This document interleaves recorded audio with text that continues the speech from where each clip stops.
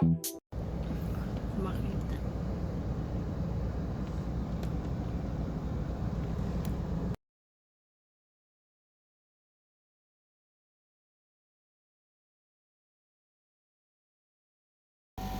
Hello guys! Welcome to my YouTube channel. For today's video guys, ituturo ko sa inyo or explain ko sa inyo kung paano mag-renew or mag-verify ng employment contract dito sa Qatar for domestic worker. Sa mga kadama po.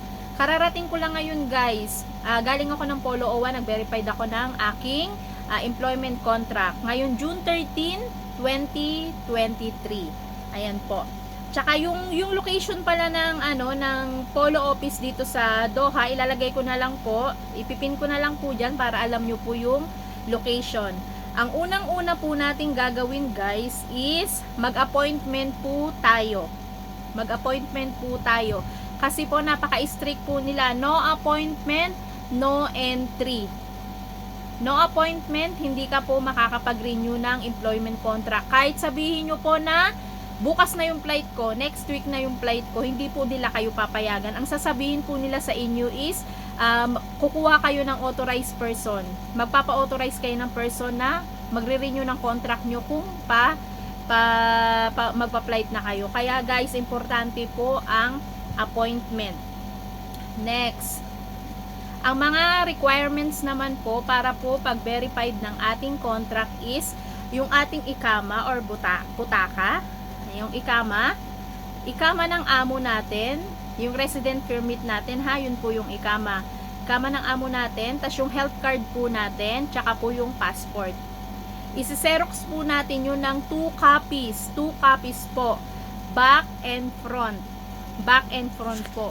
At yung passport po natin is isi-xerox po natin siya ng ganito.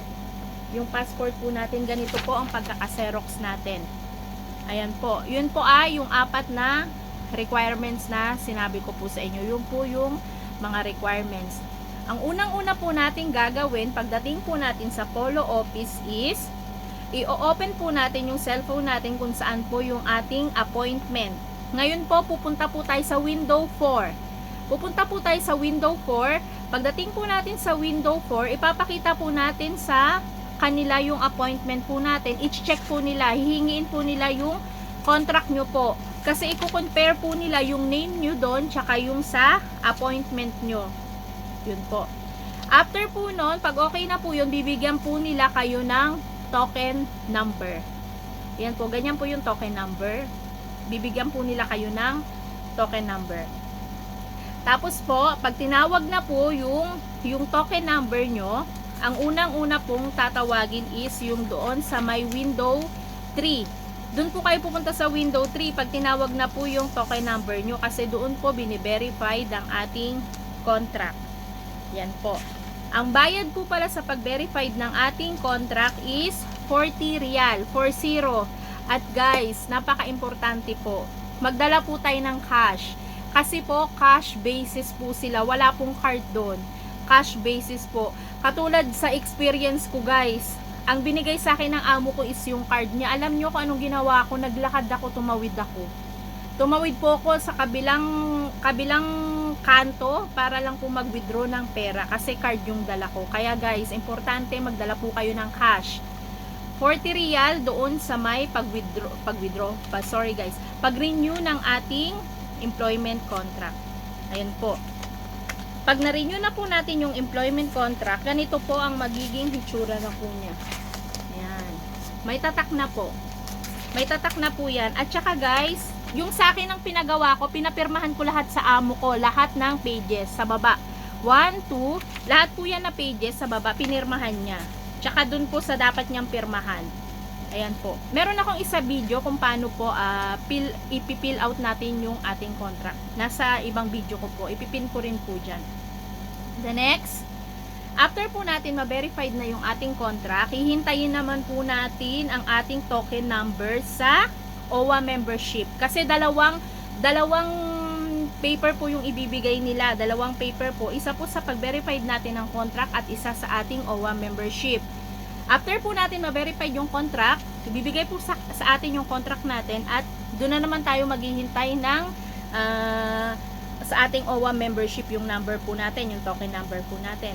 After po nating pag natawag na po yung yung number po natin sa OWA membership, titingnan lang po nila yung contract po natin, ibibigay lang po yung contract natin at saka po yung copies po ng ating ikama kasi dalawang kopya po yun, di ba? Yung sa unang kopya, doon po yun sa contract verification. Sa isang kopya naman, doon naman po yun sa OWA membership po natin. After po nun, ayan na po, bibigyan na po nila tayo ng receipt. Ayan na po, dalawang receipt na po yan. Tapos po, sa OWA membership po natin, magbabayad po tayo ng 93 real. Kaya lahat-lahat po ang babayaran po natin sa pag-renew ng ating contract, 40 real. Sa OWA membership po is 93 real. Ayun lang po guys, sana po nakapagbigay po ako ng magandang impormasyon po sa inyo kung paano po mag-renew ng ating contract dito po sa Qatar. At ipipin ko na rin po yung location po ng ating polo office. Ayan po, ipipin ko po sa baba. At saka po, kung may mga katanungan po kayo, please comment down below po at sasagutin ko po kayong lahat guys.